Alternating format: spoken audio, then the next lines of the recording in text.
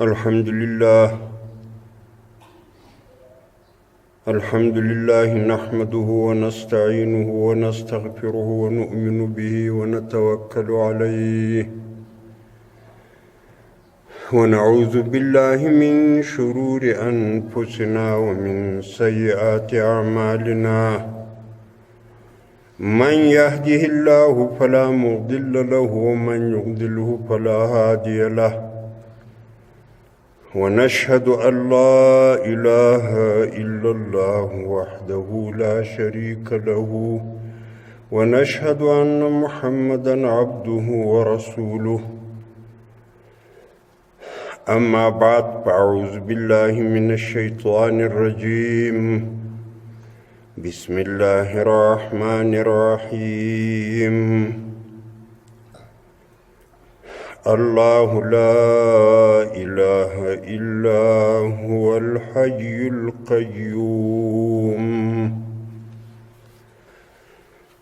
لا تأخذه سنة ولا نوم له ما في السماوات وما في الأرض من ذا الذي يشفع عنده إلا بإذنه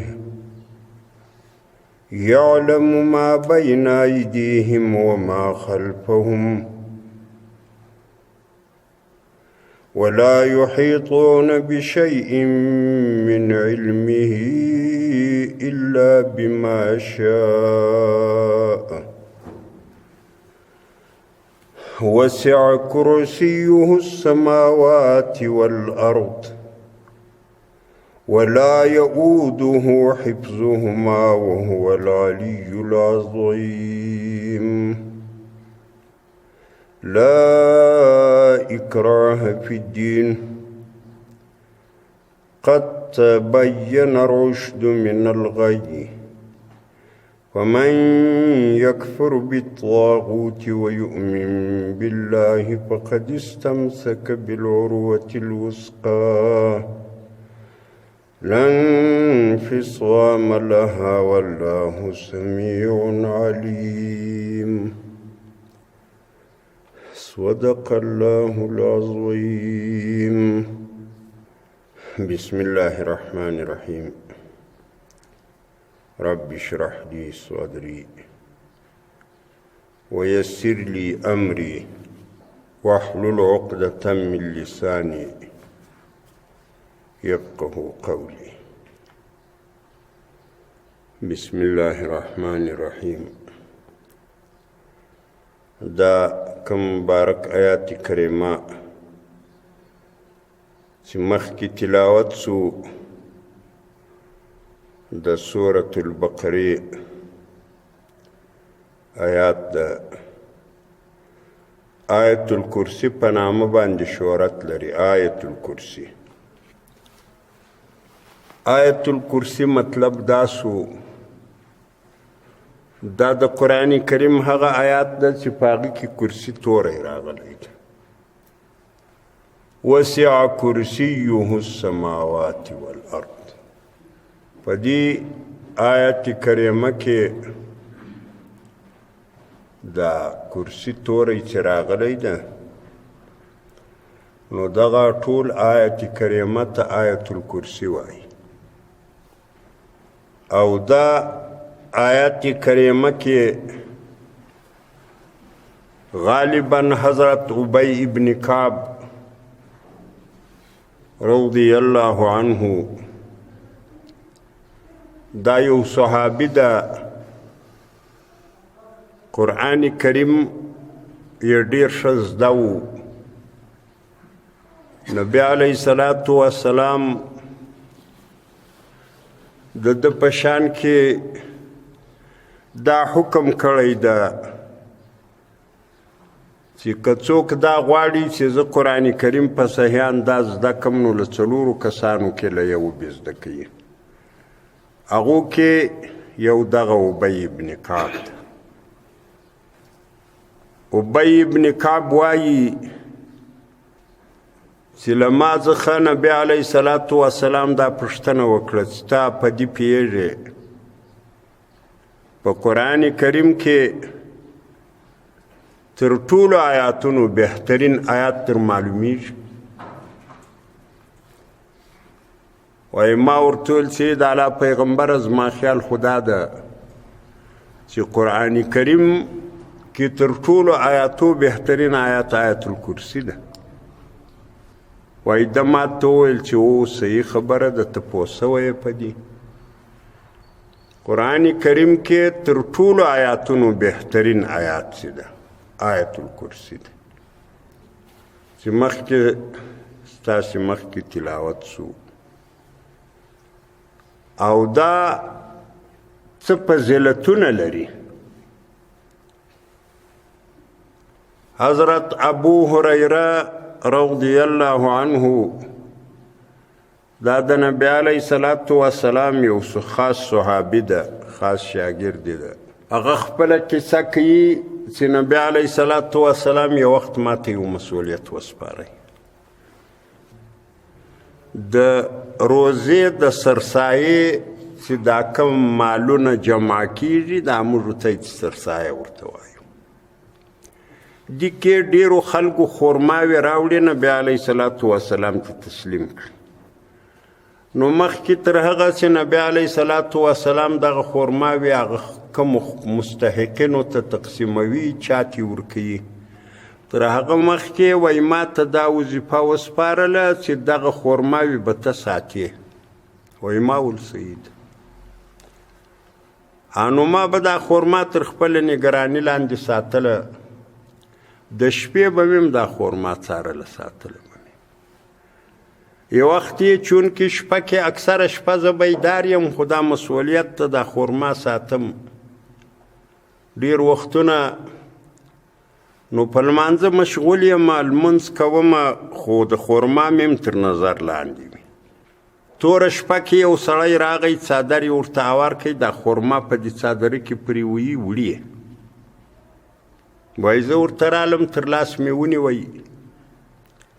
مل سړیه دا خو د سرسایې خرما ده، دا زه ساتم. ته غل یې، ته غل یې، ما پر غلا باندې ګرفتار کړې. نو زه به تا تر هغه وخته ساتم چې څو سار کېږي، بیا نبي علیه صلات وسلام ته به زه تا تسلیموم چې دغه سړي دا د صدقې خرما غلا کوله. وایي ده ما ته ډېرې زارۍ وکړي چې ګوره واقعي زه خو غلا کوم، لیکن غلا له مجبورۍ کېږي. زه مسکین یم، عیالدار یم، شی نه لرم. ډېره بده ورځ یې جوړه کړه. وایي زما زړه پر وصیاتي مې وساتئ، ایله مې کوي. ما ورته ویل چې ګوره بیا به نو نه راځې، نن به دې ایله کړم. عادول سید. وایي سار نبي علیه صلات وسلام مخکې تر دې چې زه دا واقعه نبي علیه صلات وسلام ته بیان کړم، نبي علیه صلات وسلام ما ته وویل. پر ډېرو واقعاتو به الله جل جلاله نبي علیه صلات وسلام مخکې خبراوه. نو وایي ده ما ته ویل چې یا ابا هریره غله څه چل در سره وکړي. وایي ما ویلې د الله پیغمبره غله خو ډېره بده ورځې کولې. ویل زه عیالدار یم، مسکین یم، در بدره یم. نو ما پر غلا ګیر کوي، بیرته مې ایله کوي، او دا مې ضمانت ځینې واخیستی چې ګوره بیا به نو نه راځي. ده ویل زه بیا نه راځم. نبي علیه صلات وسلام ما ته ویل چې دروزغنده دا بیا راځي. وایي نو زما دا یقین سو چې حتما راځي. نبي علیه السلام خو له ځانه خبرې نه کوي. دا سبا شپه کې بیا منتظر سو. بیا زه په یو خپل ذکر و اذکار اخته یم، غل بیا راغی، سرپی سو، څادر یې هوار کړی، خرما تې شروع وکړ. زه بیا رالم، تر لاس مې تکیه کوي چې ګوره دا سپین سترګی سړی پرون دې وویل تا ول زه بیا نه راځم، نن بیا رالې، نن دې حتما تسلیموم محکمې ته. وایي ده راته وویل چې ګوره دا یو مجبوري ده، زه داسې مسکین یم، زه داسې دربدره. خو بیا ډېرې خبرې وکړې، چونکې صحابه کې خپله خاص یو دلسوزي وه. نو وایي زما بیا زړه پر وسې جاتي مې ورته ویل چې زه خیر ده نن به دې ایله کړم، ګوره بیا به نو نه راځې. ولده ول نه راځم بیا.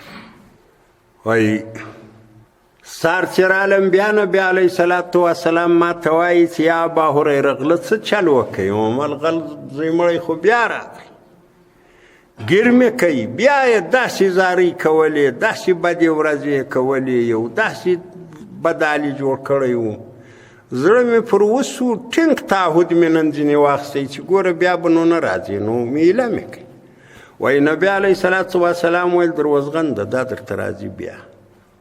نو زما دا عقیده سوه چې نن بیا راځي. خیر ده نن نو که راغی زه به د انکار در وکړم. وایي په دا سبا شپه کې بیا زه منتظر یم، سبا کې زه منتظر یم، بیا ګورم زه خپل ذکر کوم غل بیا راغی. بیا مې غل ګیر کوي چې ګوره سپین سترګی سړیه هلته درواغ ما ته ووایه چې زه دا کوم، نن هېڅ چاره بله نسته، زه به تا محکمې ته تسلیموم. سپین سترګی بې وعدې سړی، دروزغن یې، خاین یې. وایي ده راته وویل چې ته یو کار را سره وکړه، نن مې لا پرېږده د یو شي په بدل کې یو ډېره د خیر خبر به در وښیم، ته مې نن پرېږده. هغه د خیر خبر دا ده چونکې صحابه پر خیر ډېر حریصان وو. نو عادي خبرې ته د ابو هریره رضی الله عنه شوق پیدا سو. یې وویل چې سید، ده ورته وویل چې ته چې ماښام په خپله بستره کې پرېوځې، آیت الکرسي خو در معلوم ده. وایي مال ووایي آیت الکرسي وایه، د ټولو آفاتو څخه به ته ساره الله تا په خپل حفظ و په امن کې ساتي. دا مې نن ګوره ښه خبر هم در وښوه، نن مې ایله که بیا رالم بیا نو مجرم یم.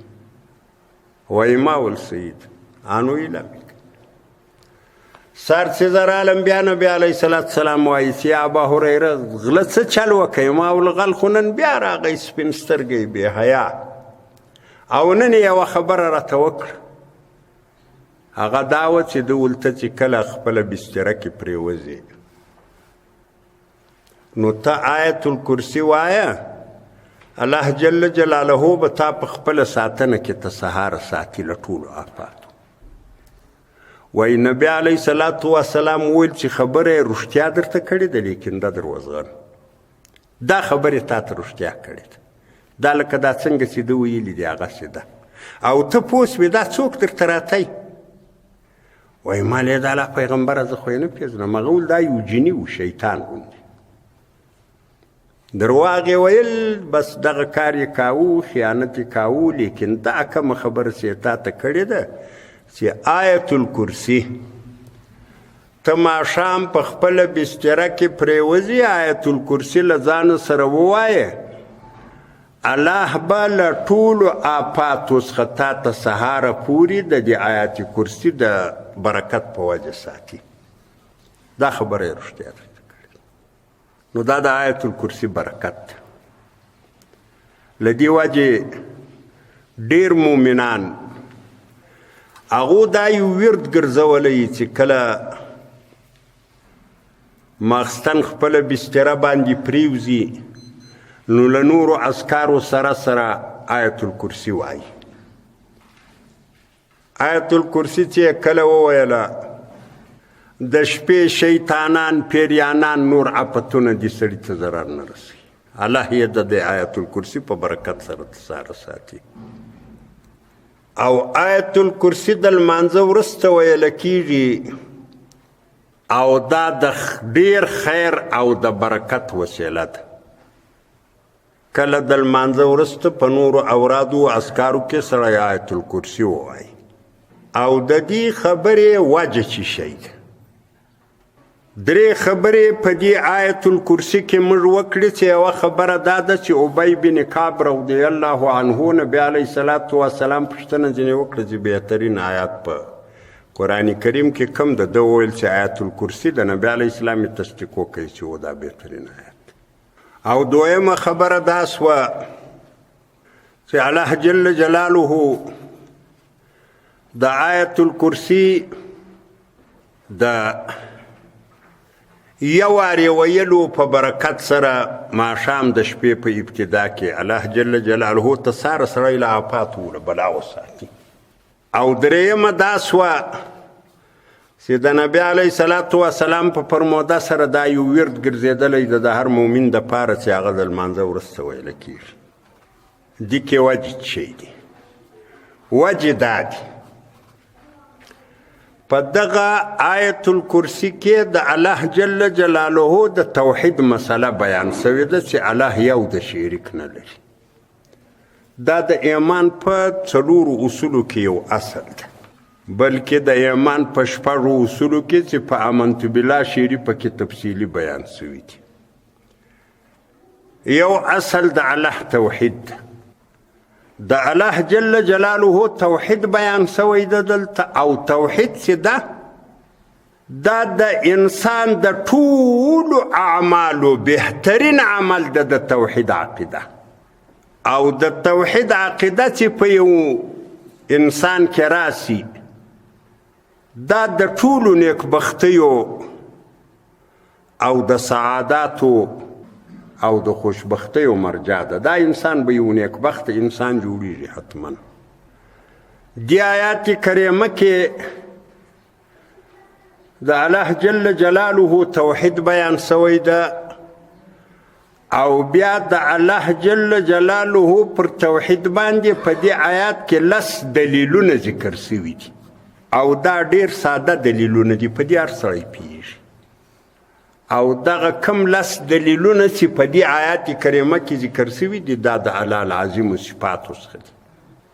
نو له یوې خوا دې آیات کریمه کې د الله توحید بیان شوی دی چې دا رأس الطاعات، د ټولو طاعاتو سر د توحید عقیده ده. که یوازې د توحید عقیده یو مؤمن خپله کړي، یو څوک عقیده د توحید ولري، دا ټولې د الله چې څه نافرمانۍ وي دا یې ټولې کړي، او یو طاعت یې بل نه یې کړی، د دغه سړي اخر مرجع اخر رجوع جنت ته ده. یو وخت له وختو حتما علی جنت ته اچي. دا سیده غلطی به ځینې وسي، الله به عذاب ورکړي، په دوزخ کې به واچي، د اعمالو د بدعملیو تکلیف به پر تیر سي، لیکن آخر الامر د دغه توحید د عقیدې په وجه الله په جنت کې دغه نه ځای ورکوي لکه دا ټوله دنیا 2 واره یا 10 واره. او که چیرې دغه د توحید عقیده د یو چا نه چې دا ټول طاعات د دنیاو کې په ټوله زندگی کې یو لمونځ قضا نه کړي، یوه روزه نه کړي، نه وخوري، حجونه وکړي، ډېر خیراتونه وکړي، ډېر مالونه صدقه کړي، جنت بوی بلم نشي پر ور په سترګو به هم نه وویني، د ابد الابد دپاره به ځای دوزخ. توحید داسې یو طاعت. نو دغه آیت الکرسی کې الله جل جلاله اول وار دا خپل توحید بیان کړی، او بیا یې 10 داسې دلیلونه پر ویلي دي چې ډېر ساده دي، هر سړی په پوهېږي. که یو سړی له عقله کار واخلي، او خو یو سړی دا ده چې خواهشاتو په مخه اخیستی یا ضد و عناد په مخه اخیستی، هغه سړی خو نو بیا نو خو نه پوه کېږي. او که یو سړی ضد و عناد پرېږدي، عقل متوجه که له عقله کار واخلي، نو په ډېره سادګي سړی په دې خبره پوهېږي چې بېشکه الله یو د شریک نه لري. دا 10 دلیله پر دغه مسله باندې په دې آیات کریمه کې ذکر شوي دي. کله سړی یو دعوه وکړي د یو خبرې چې دا پلانۍ خبر دا ډول دی، موږ ورته وایو چې دلیل پیش کړه، چې یو دلیل ووایي هغه معقول وي، عقل یې ومني، نو موږ وایو کاکا صحیح ده، خبره دې صحیح وکړه، کوم دلیل چې تا ووایو هغه عقل ومانه. صحیح. الله جل جلاله پر دې مسله باندې 10 دلیله ویلي دي، او هر دلیل معقول د عقل مني. نو دغه آیت کریمه په دغه وجه باندې بهتر ګرځول شوی ده چې له یوې خوا خو مسله د توحید الله کې بیان کړې ده، او بل پر دغه مسله باندې پر یوه ځای مسلسل 10 دلیلونه له دغه آیات ما سوا بل ځای نه دي ویل شوي. صحیح ده، مسله به ذکر شوي، دلایل به ویل شوي، په دغه نه حساب نه دي ذکر شوي. نو ځکه دا بهترین آیات. الله لا اله الا هو الحي القيوم. الله الله چې ده، الله جل جلاله داسې ذات. څنګه ذات؟ لا اله نسته اله الا هو، یوازې الله چې ده دا اله ده، بل اله نسته. له الله جل جلاله ما سوا بل اله نسته. دا ډیر انسانان داسې دي چې دا الوهیت یې د الله او د مخلوق په مابین کې ویشلی د بل چا تیم ثابت کړی دی. خو دا کار چې هر چا کړی دی دا غلط. که چا یو اله له الله سره بل شریک کړی دی هم غلط ده، که دوه شریکان کړي دي هم غلط دي، که شل شریکان کړي دي هم غلط دي. الله الله چې ده لا اله اله نسته الا هو، یوازې الله اله ده. لا اله الا هو دا یو علمی ذوق ده، علمی خبر ده. الله جل جلاله دلته دا خبره په نفي و اثبات کې راوړې ده. له ټول ما سوا څخه الوهیت نه پې کړی ده، یوازې ځان ته ثابت کړی ده. دا یو د ټینګار انداز وي. موږ وایي پلانی شی له پلاني سړي ما سوا بل په هیڅ چا کې نسته. داسې یو انداز کې الله دا خبره بیان کړي چې الوهیت له الله ما سوا په بل هیڅ چا کې نسته. دا چې بعضې خلک راولاړېږي له الله سره الوهیت شیطان ته هم ثابتوي، دا غلط دی. یا عیسی علیه السلام ورګډوي، دا غلط دی. یا عزیر علیه السلام ورګډوي، دا غلط دی. یا بوتان ورګډوي، دا غلط دی. یا ملائکه ورګډوي، دا غلط دی. یا پیریانان ورګډوي، دا غلط دی. یا عباد صالحین انبیاء اولیاء ورګډوي، دا غلط دی. دا ټولې لارې غلط دي. دا ټول خلق هغه خلق دي چې ټول عمر په عبادت کې تیر شي، ځای دوزخ ته د جنت بوی بم نشي پرور. او دغه سړی چې دغه عقیده یې وي چې الوهیت له الله ما سوا بل هېڅ چاته نه ده ثابت، دغه سړی به یې وخت الله جنت ته اچي، بلکې کېدلی شي چې بیخي دوزخ په ولا نه ویني جنت ته واچي. دا داسې یو زبردست عقیده ده چې الوهیت له الله ما سوا بل چاته نه ده ثابت. یوازې الله جل جلاله چې ده دا اله ده. د اله یوه معنا دا ده چې یعنې معبود حق، عبادت له الله ما سوا بل چاته باید نه وشي. عبادت د کمې خبرې نوم ده. دا موږ چې لمونځ کوو دا له الله ما سوا بل چاته نشي کېدلی. هر څونه غټ سړی، پیغمبر علیه السلام خو ډېره غټه هستي وه. د پیغمبر علیه السلام دپاره نه سړی درېدلی شي، نه رکوع کولی شي، نه سجده کولی شي، نه اتحیات ویلی شي. دا د الله جل جلاله خصوصیت. دا لمونځ به الله ته کوي. روزه د الله له رضا ما سوا بل په هېڅ مقصد باندې نه نیوله کېږي چې د هر چا د خوشحالۍ دپاره روزه ونیسي، هغه روزه نه ده. یوازې د الله جل جلاله د رضا دپاره، د الله د خوشحالۍ دپاره. داسې حج راواخه، داسې زکات راواخه، داسې نظر و صدقه و خیرات راواخه. د الله د رضا، د الله د خوشحالۍ دپاره به دا کار کوي. دا عبادت ده، الله یې لایق ده، بل چاته نشي کېدلی. اله له الله ما سوا بل څوک نشي جوړېدلی. الله الله چې دا لا اله نسته اله الا هو، یوازې الله ده. ولې په بل چا کې الوهیت نشي راتلی؟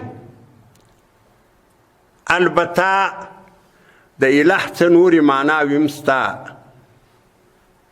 چونکې زموږ موضوع بحث نن دا خبره نه ده، نو مختصره غوندې ترجمه هم د اله وکړه. آینده کې امکان لري چې د اله هغه معنی چې اهل تفسیر بیان کړي دي یا د قرآن اشارې ورته سوي دي، امکان لري چې هغه بیان چې اله مکمل واضح شي کوم اله چاته ویل کېږي.